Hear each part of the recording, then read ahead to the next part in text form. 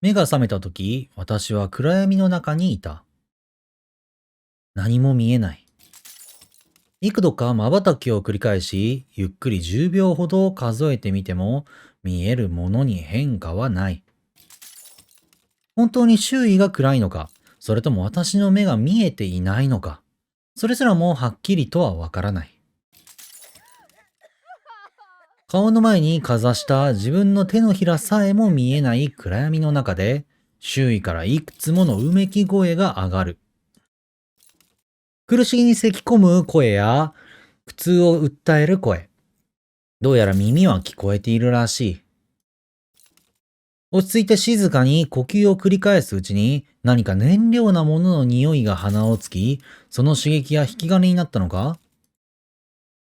ふらふらとする頭の中で、私はここがバスの車内であることを思い出した。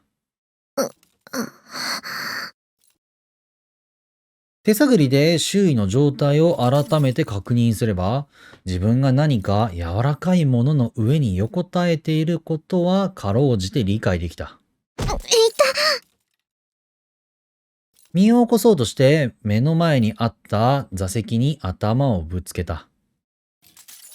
かけていたメガネが歪んだのではないかという不安から顔に手を伸ばすと、そもそもメガネをかけていないことに気がついた。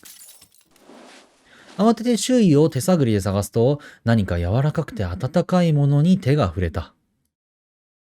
自分の体温で温まったのとは明らかに違うぬくもりが手に触れ、他人の体温であることに驚いた私は、伸ばしていた手を思わず引っ込めた。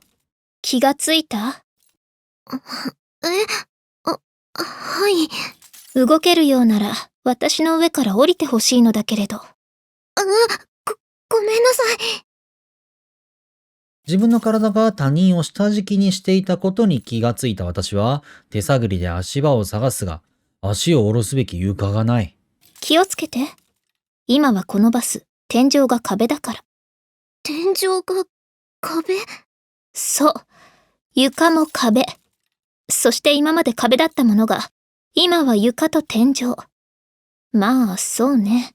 簡単に言えば横転しているのよ。横転。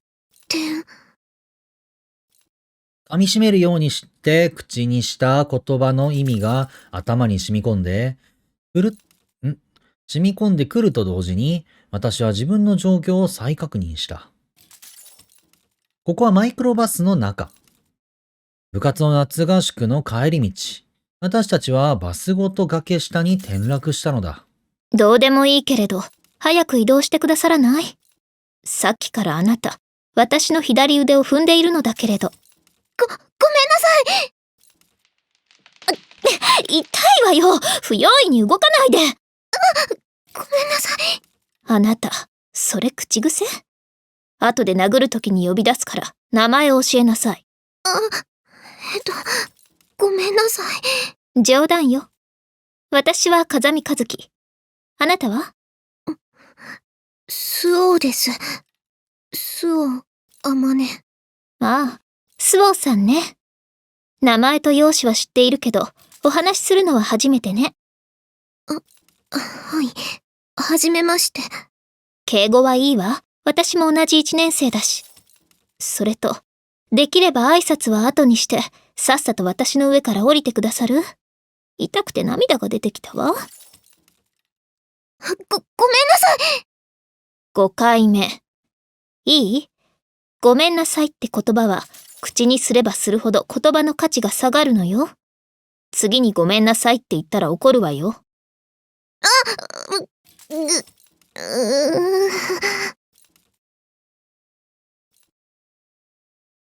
じゃないわよ。いいから左にどきなさい。出口はそっちよ。ごめんなさい。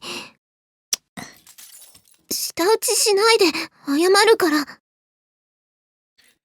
風見和樹という名前には聞き覚えがあった。今年の春の入学式で新入生代表の挨拶をした首席入学者の名前が風見和樹だったのだ。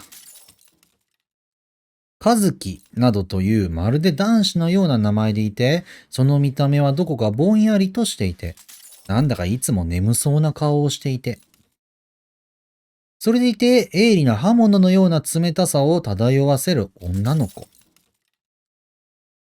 同じバスケットボール部で今回の合宿にも一緒に参加していたけれど、私は風見和樹の放つその独特な毒気のようなものを避けていたので、合宿中は結局一言も言葉を交わすことはなかった。いろいろなものが散乱し、足場も不確かなバスの中を這いずり回り、割れたガラス窓から身を引きずり出した風見和樹は、振り返るとバスの中の私に手を伸ばした。ほら、手を出しなさい。私の手を取るのよ。ありがとう。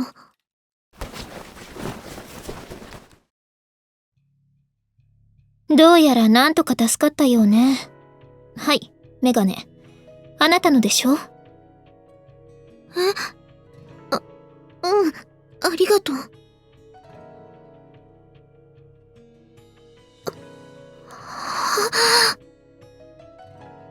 受け取ったメガネをかけた私は、改めて自分たちが今まで乗っていたバスの姿を見て息を飲んだ。屋根が潰れ、窓ガラスはすべて割れ、腹を見せた状態で横たわったバスは、未だに熱を持っているエンジンのあたりから白い煙を吐き出していた。すぐにこの場から離れなければ危ない。このままでは爆発するかもしれない。とっさにその危惧を抱いた私の様子を見た風見和樹はいつもの眠そうな目でちらりと私を見ると、ふんと鼻を鳴らした。大丈夫よ。こういった事故で車が爆発するのは映画の中だけだから安心しなさい。どうして私が考えていることが分かったの？煙を上げるエンジンを見ながら泣きそうな顔しているあなたを見れば子供にでもわかるわ。で、誰から助けましょうか？爆発しないと分かったあなたは次に早くみんなを助けましょうって言い出すと思ったのだけれど、違った？そんなエスパーでも見るような目で私を見ないでよ。私は手早くことを進めたいだけなんだから。で、誰から助けるの？あなたに決めさせてあげる。1、先生。2、あなたの親友。3、怪我人。あなたなら誰から助ける？どうして私に決めさせるの？簡単な心理テストのようなものよ。あなたが誰から助けるかで、あなたがどんな女の子なのかわかると思って。風見さんだったら誰から助けるの？質問に質問を返すのはバカだと思われるからやめなさい。それと、そうやって回答を保留にするのも回答とみなすわよ。状況判断能力と決断力のない子だと思われてしまうけれど、それで構わない？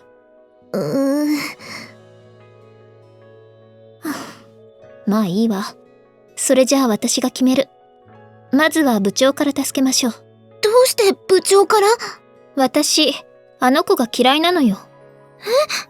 さっきの質問の答えだけど、私は1でも2でも3でもなく、4の嫌いな子から助けるわ。4ってずるくない？回答の数を3つに限定した覚えはないけれど、3つの中に正解がなかった時にどう答えるかもテストに含まれているのよ。意地悪クイズみたい。それに、どうして嫌いな子から助けるの？だって12人もいるのよ。嫌いな子が最後に残ったら絶対に面倒くさいって思うに決まっているじゃない。それが理由？そう。嫌なことはさっさと終わらせたいのよ。私って夏休みの宿題を夏休みに入る前に済ませてしまうぐらいせっかちなの。わかるような、わからないような。わからなくてもいいから、あなたもこっちに来て手伝いなさいな。ごめんなさい。正直なところ、私には彼女の考えを正確に理解するのは難しいと思った。ただ、きっと天才っていうのはこういう人のことを言うんだろうなと、それだけが理解できた。そのマイクロバスに乗っていたのは部活の顧問を含めた14人。そのうち脱出できたのは11人と部員の1人が飼っている小型犬が1匹。残り3人は死亡。2人はマイクロバスが横転した際に即死。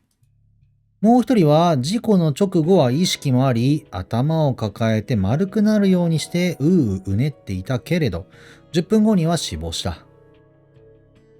救出された11人の中で負傷者は4名。両足を骨折した者が1名。頭部を強打し、裂傷を負った者が1名。腹部に営利物が刺さって裂傷を負った者が1名。そして何より、部の保護者であるべき顧問の先生が混沌したまま意識を回復しないという状況が、その場にいる者たちの心を暗く沈み込ませた。誰もが自分の置かれた状況が上手に飲み込めず、膝を抱えるようにして、ただぼーっとその場に座り込んでいた。まずは怪我人の手当てをするべきだと私は思うけど、どうかしら。その誰もが承知し、重く口を閉ざす空気の中、平時と変わらぬテンションでそう口を開いたのは風見和樹だった。風見和樹のよく通る声に顔を上げると、彼女は部の司令塔であるべき部長に向かって声をかけていた。こんな状況だからこそ、しっかりしてください、先輩。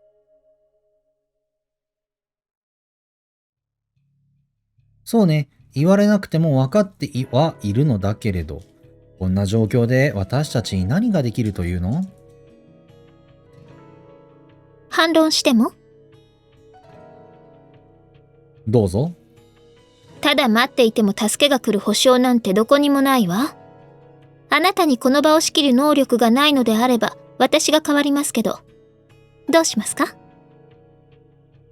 勝手なことを言わないで。もしあなたの判断ミスで現状が悪化したら、誰が責任を取ると思っているの？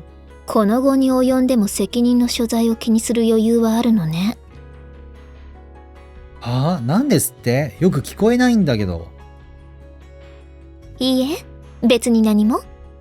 では、この場はお任せしても？余計なお気遣いは結構よ。リーツ、ここにいらっしゃい。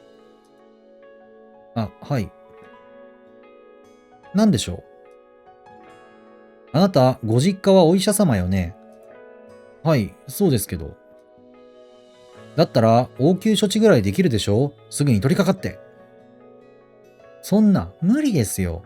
いくら実家が医者だからって、私にはそんな知識は。それでも何も知らない素人よりはマシでしょ？ごちゃごちゃ言わないでやりなさい。でも、息苦しそうに制服の胸前を掴む、これリツで合っとるよな。リツの気持ちはよくわかった。実家が医者であるという理由だけで手当を任せられても、まるで責任は持てない。親が医者だからといって、その子供に治癒能力があるわけでもなく、生半可な知識でどうにかできる問題ではないように思えた。部長である坂下千秋と、そんな彼女の手下のごとくこき使われる小出律。両者の間にどんな関係があるのか、1年生の私はまだ理解できていないけれど、部長の命令に小出律が逆らっている現場を一度も見たことないのは確かだった。律、同じことを何度も言わせないで。はい。じゃあまず広岡さんから。何を言ってるの？まずは先生からでしょ。先生からよ。でも広岡さんは両足を骨折して重傷ですし。いいから先に先生を見なさい。これもあれや責任問題の話やろうな。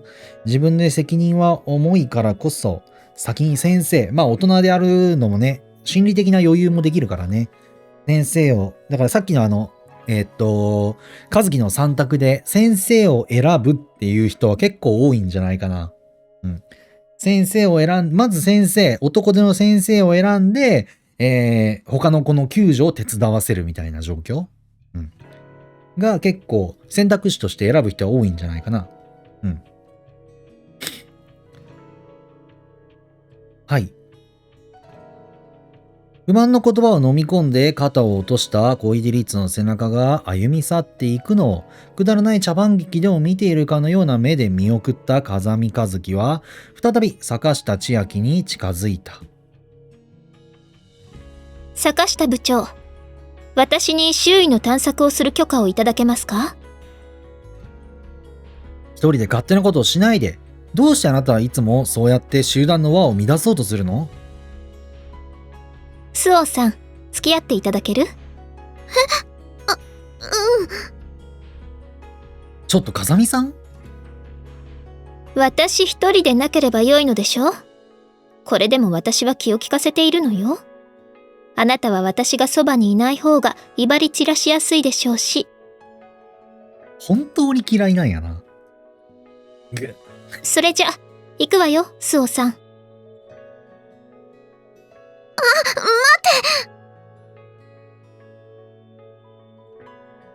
その時私は歩み去る風見和樹の背中を追いながら横目で部長の表情を見た。不機嫌を隠そうともせず、睨みつけるような目でその女についていくのかと権外に問いかけてくる部長に向かって私はとっさに頭を下げた。それは彼女についていくことを謝罪しているのか、それとも私はあなたを裏切ったわけではないという無言の弁解の意味だったのか、自分でもよくわからない。とにかくその時は風見和樹についていくのが一番正しいと、私の中の本能のようなものがそう判断したのだ。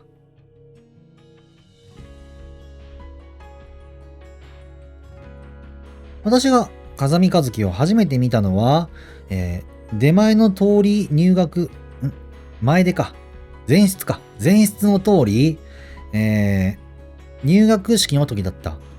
名前自体はずっと以前から知っていた。私が小学生の頃、区で執り行われた絵画コンクールで特別賞を受賞した8歳の子がいるという話は有名だった。年齢制限で子供の部に出展されたために特別賞止まりだったが、成人の部に出せば優勝していただろうという絵を学校行事で区民会館の展示室まで見に行ったことがある。年齢なりの絵心しか持ち合わせていなかった当時の私にも、言葉にならなくとも胸に迫る何かを感じさせる絵であることが十分に伝わり、その絵の印象とそれを描いた天才の名だけは深く心に刻まれた。風見和樹。彼女は絵の才能に恵まれただけではなく、やれば何でもできると言えばいささか誇張が過ぎるような気もするが、たとえ初めての経験であっても、やればそれなりの結果を残すし、不得意な分野であっても3日ほども努力すれば人並みの結果を出すという噂だった。彼女を深く知る者に言わせれば、住む世界が違う生き物とか、同じ人間とは思えないとか、彼女には我々には見えないものが見えているとか、下手をするとオカルトじみていると思える噂も多く、当時の私はそんな人間もこの世界にいるものなのかと驚いた。ところが実際に同じ学校に入学し、同じ部に所属するようになってみれば、少し近寄りがたい雰囲気はあれど、ごく普通の女の子に見えた。それでもやはり常人とは異なる気のようなものは感じたし、おっと失礼。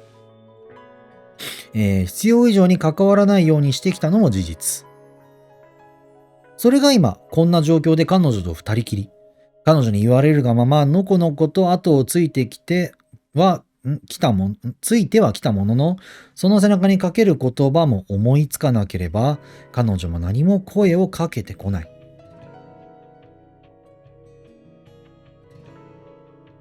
お互いに何も交わす言葉も持たず、ただ無言で歩く。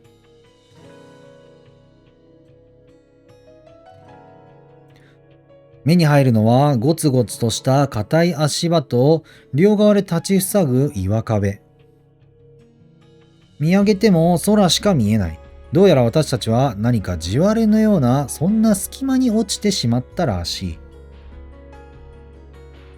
壁の高さは10メートルほどだろうか。登れない高さではないけれど、岸壁の傾斜が下部よりも上部がせり出して覆いかぶさっている状態。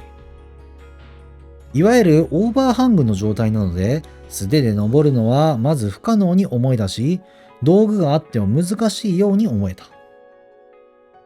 前を歩く風見和樹も同じことを考えていたのか、その足場で歩く足を止めると、せり上がる岸壁に手をつき、足元から拾い上げた石でゴンゴンと叩き始めた。それで何かわかるの？やっと口を開いたかと思えば、随分とどうでもいいようなことを口にするのね。他にもっと聞きたいことがあったのではなくて？他にって。そうね。どうやって登るのとか、元の道には戻れないとか、これからどうするのとか、いろいろあるけど。一番聞きたいのは多分、どうして私に声をかけたの？じゃないかしら？当たり。だったらはっきりと答えてあげる。それはあなたが強く言われると断れないタイプだからよ。あなたの場合、一緒に来てくれない？とお願いされたら悩むけど、来いと命令されたら悩まずに従うでしょ？どうしてそう思うの？さっきの心理テストの結果からそう思ったのだけれど、違った？確かにそうかもしれない。私は昔から母親におやつは何が食べたいと聞かれると、お母さんは何が食べたいのと聞き返す子供だったし、今日のおやつはケーキですと言われれば悩まなくて済むから楽だと感じるタイプだ。複数の答えの中から選択を迫られると悩み、たった一つの選択肢しか用意されていなければそれに従う。確かにそうだ。余計なことを喋ると今度は何を読み取られるか分かったもんじゃないって顔してるわよ。私としてはあまり警戒しないでほしいのだけれど。そう言うと風見和樹はスカートのポケットから携帯電話を取り出し画面を覗き込んだ。あ、やっぱり県外ね。あなたのはどう？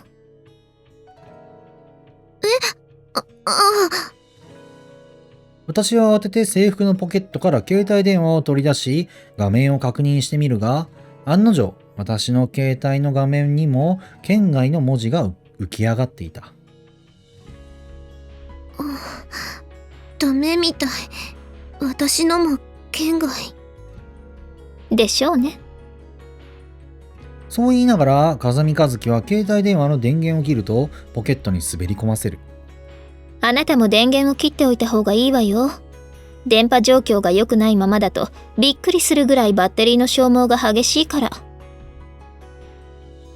うん。携帯電話が県外であることに思ったよりも落胆はなかった。実のところバスから脱出した直後に私は一度携帯電話を取り出して画面を確認していたのだ。その時はもちろん県外と表示されていた。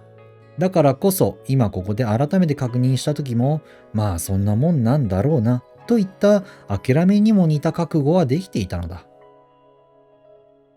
長く続くトンネルのような亀裂。移動すればあるいはといった希望的な観測もあったけれど、私は今のこの状況にさして絶望はしていない。それはきっとこの風見和樹という一人の少女が放つ妙な安心感というか、例えるなら妙に骨太感のある足場のような、この子といればなんとかなると、そう無責任に信じられるほどに強大な存在がそう思わせているのかもしれなかった。状況はあまり芳しくないわね。そう言って風見一輝の指さす先には、うっそうと茂った密林が見えた。人の仲介を拒絶するかのように獣道すら存在しない密林。その緑の濃さは一見すれば色彩が放つ清涼感から好ましくもあるが、それでいて一歩でも足を踏み入れてしまえば、人が人として生きていくにはあまりにも過酷な環境であることは誰の目にも明らかだった。生い茂る背の高い草や、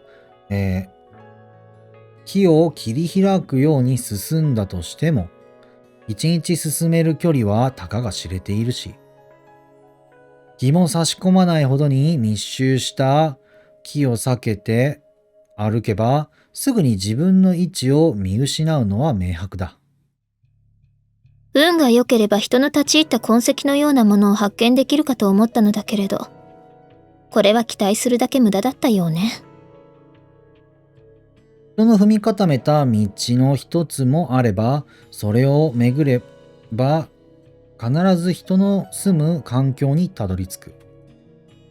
目の前の密林にはそういった人の介在を示すような痕跡は何一つ確認できなかった。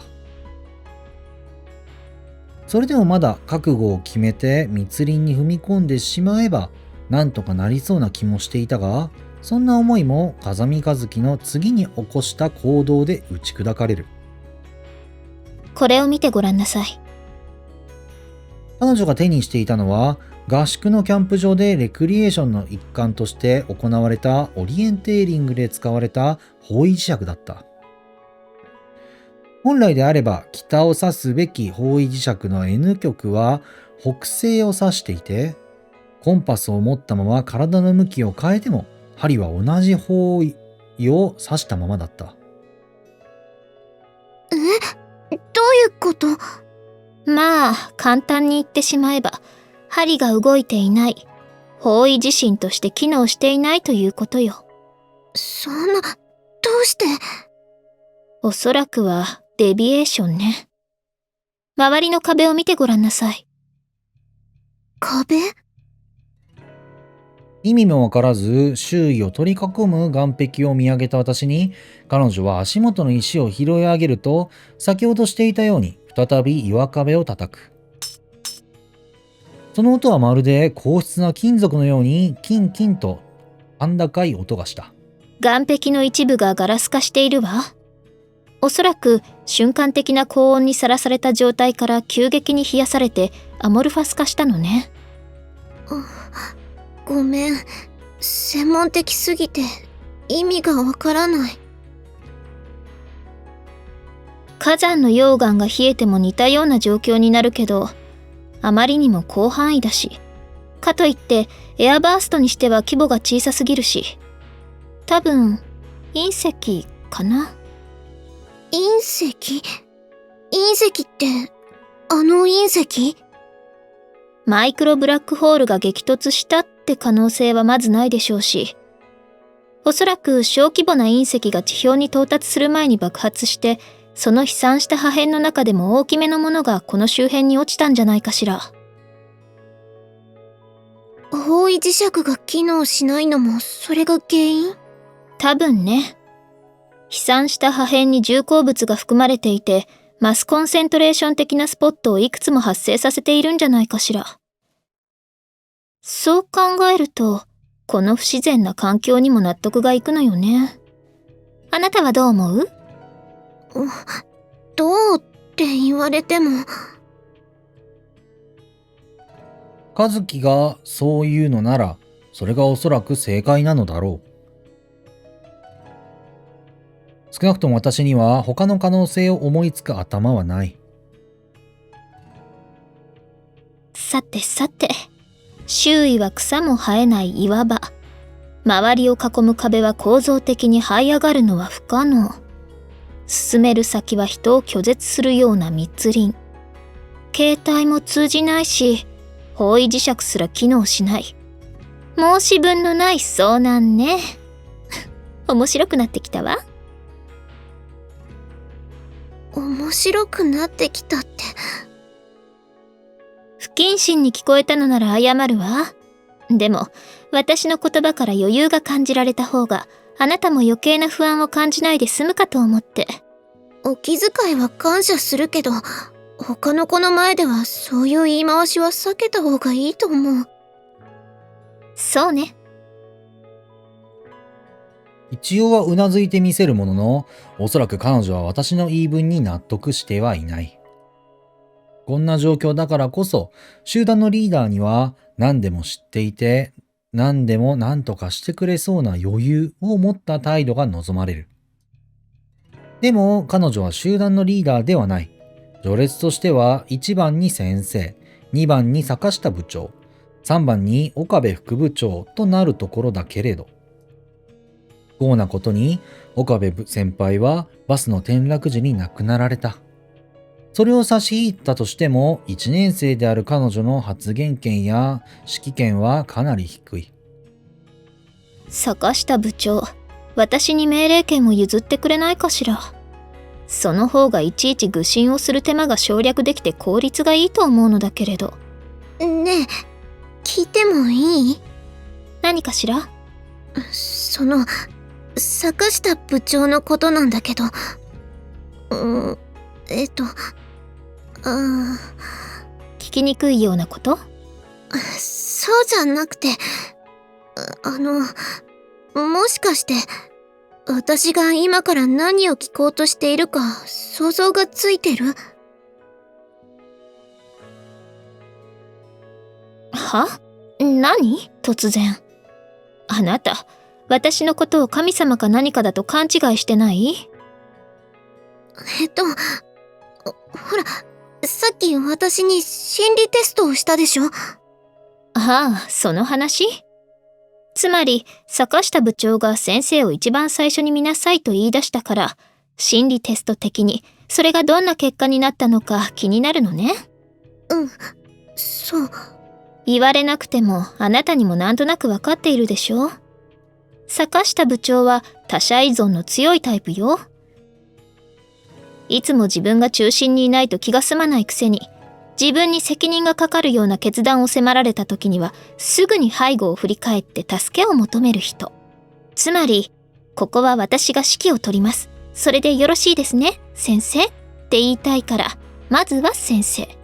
わかる？なるほど。というからくりです。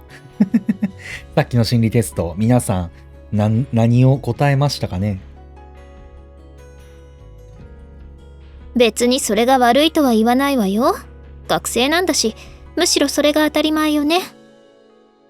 でも彼女の場合、おそらく学校から出てもあの調子なんでしょうね。家では父親を背後に立たせているんじゃないかしら。そういう子供っぽい優越がすごく鼻につくわ。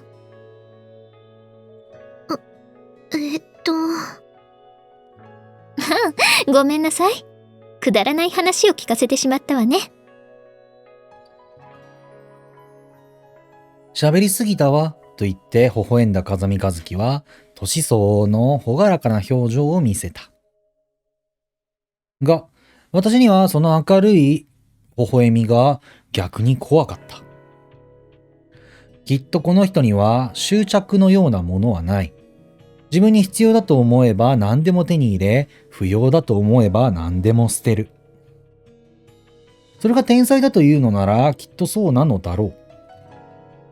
そんなことを考えていた私に彼女はすっと背を向けながらぼそりとつぶやいた。そうでもないわよ。その一言に私は背中で長い舌でぞろりとなめずり上げられたような悪感を覚えた。何が？そろそろ戻りましょう。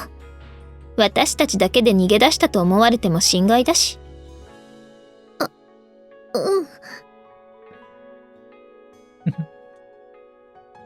人の脳をエンジンに例えるなら、風見和樹のエンジンは私たちのエンジンよりもずっと高回転で回っているのだろう。普通の人ならあっという間にオーバーヒートしてしまうような回転数をずっと維持している。私は前を歩く和樹の足元を見た。学校指定の白いスニーカーを履いている。どうやらお化けとかそういった類の、そういった頂上の類ではないらしい。何がおかしいの？ごめんなさい。あなたが今何を考えているのか想像したらおかしくって。でしょうね。気を悪くしないでね。一応言っておくけど、私は幽霊じゃないし、あなたの夢に出てきた神様でもないわよ。ああ、その発想はなかったわ。どの発想？あなたがお化けじゃないかとは思ったけど、逆に私が死にかけていて、都合のいい夢を見ているとは考えもしなかった。私が言わなくても、10分後には考えていたはずよ。変な子。そうね。1歳半の頃、母親にもそう言われたわ。覚えてるの？冗談よ。どこからが？どこからでも、お好きなところからどうぞ。彼女のことがますますわからなくなる。それでも風見和樹の冗談は笑えないということはよくわかった。